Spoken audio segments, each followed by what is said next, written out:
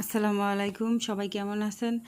আবারও অনেক দিন পর চলে এলাম আরেকটি নতুন ভিডিও নিয়ে।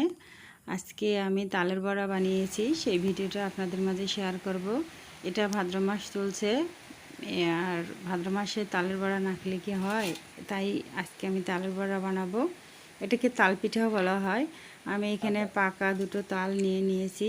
তাল দুটো এখন আমি পানি দিয়ে ধোবো। ধোয়ার পরে এই দুটো আমি ছিলকা ছিলে তারপরে এখান থেকে রস বের করে নেব। পাকা তালের একটা গন্ধ আছে, সেই সুগন্ধটা অনেক মিষ্টি। আর সিজনে যেহেতু একবারে পাকা তাল পাওয়া যায়, পাকা তালের পিঠা না খেলে কি হবে। এই আমি ছিলকাগুলো এখন ছিলাচ্ছি। এরপরে দেখেন তালের ভিতরে যে একটা কালার আছে, এই কালারটা এত মিষ্টি, এত সুন্দর। আর তালগুলো অনেক মিষ্টি ছিল। ছিলকাগুলো ছিলানো শেষ হয়ে গেল। আমি একটা থেকে দুইটা এখানে আটি বের করে নিলাম। আটিগুলো এখন হাত দিয়ে চেপে চেপে নিয়ে রস বের করে নেব। এক একজন একভাবে এটা রস বের করে, আমি হাত দিয়ে এটা চেপে চেপে রস বের করে নেব। পানি দেব কিছুটা, দিয়ে ওখান থেকে রস বের করে নেব। পরে পানিগুলো সেকে ফেলে দেবো এবং জাল দিলে ওটা ঠিক হয়ে যাবে। আমি এখানে অল্প কিছু পানি দিলাম, দিয়ে এভাবে হাত দিয়ে এখন চিপে চিপে রসগুলো বের করে নেব।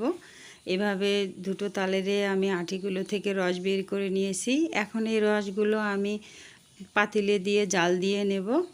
জাল দিলে এটা ঘন হয়ে আসবে। তালের আটি থেকে রস বের করতে একটু সময় লাগবে, যেহেতু আমি হাত দিয়ে চেপে বের করতেছি, অন্য কোনো যন্ত্র বা মেশিন নাই। আমি তালের রসগুলো জাল দিয়ে ঘন করে নিয়ে এসেছি। এখন কিছুটা রস একটা বাটির ভিতরে নিয়ে নিলাম পিঠা বানানোর জন্য। তালের রস আমি ঠান্ডা করে নিয়েছি। এরপর দিয়ে দিয়েছি পরিমাণ মতো চিনি। চিনি যার যার পছন্দ মতো দিয়ে দিবেন। এরপর চালের গুঁড়ো দিয়ে আমি একটা চামচ দিয়ে তালের রসের সাথে মিক্স করে নেব। এরপর আমি পরিমাণ মতো লবণ দিয়ে দেব। লবণ দিলে মিষ্টিটা আরও ভালো করা হয়, আর এটা খেতেও ভালো লাগে। আমি এখানে আরও কিছু চালের গুঁড়ো দিয়ে দিলাম। এমনভাবে এটা মিক্সার করে নিতে হবে যেন পাতলাও না হয়, ভারীও না হয়। আর চিনিগুলো ভালোভাবে গলে যায়, সেভাবে এটা মিক্স করে নিতে হবে। একটু সময় লাগবে। ভিডিওতে আপনারা দেখতে পাচ্ছেন কি পরিমাণ আঠালো ভাব করে আমি পেস্টটা তৈরি করে নিলাম। এটা খুব পাতলা করা যাবে না, ভারীও করা যাবে না, এমনভাবে করে নিতে হবে।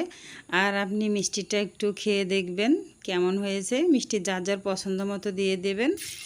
এখন পিঠা বানানোর জন্য চুলার মধ্যে কড়াই দিয়ে দিয়েছি, তেল গরম হয়ে গেছে। এখন ছোট ছোট করে একটু করে গোলা নিয়ে গোল গোল করে দিয়ে দিলাম তেলের ভিতরে। এভাবে ছোট ছোট আকারে গোলাগুলো আমি কড়াইয়ের ভিতরে দিয়ে দিলাম। সবগুলো যেন একই সাইজের হয় সেদিকে খেয়াল রাখতে হবে, তাহলে দেখতে সুন্দর লাগে এবং খেতে অনেক ভালো লাগে। এখন একটা বাঁশের কাঠি দিয়ে আমি সবগুলো পিঠা এলোমেলো করে দিলাম যেন সবগুলো ঠিকভাবে হয়ে আসে। যখন সোনালি কালার হয়ে আসবে তখন বুঝতে হবে এই পিঠাগুলো হয়ে গেছে। পিঠা ভাজার সময় যখন পিঠার কালার দেখি তখন মনটা খুশিতে ভরে যায়, দেখতে অনেক সুন্দর লাগে পিঠাগুলো ভাজার সময় একটু ধৈর্য সহকারে ভাজতে হবে যেন ভিতরে কাঁচা না থাকে। ভিতরে কাঁচা থাকলে তো এটা খাওয়া যাবে না। এখন পিঠাগুলো আমার হয়ে গেছে। এখন আমি একটি ছাঁকনির সাহায্যে নামিয়ে নিলাম। একইভাবে আমি সবগুলো গোলা দিয়ে পিঠা বানিয়ে নিলাম। পিঠাগুলোর কালার কত সুন্দর দেখতে, খেতে কিন্তু অনেক মজা হয়েছে। আজকে আমার তাল পিঠার রেসিপি আপনাদের কাছে কেমন লাগলো সবাই কমেন্ট করে জানাবেন, লাইক কমেন্ট শেয়ার করে দিবেন।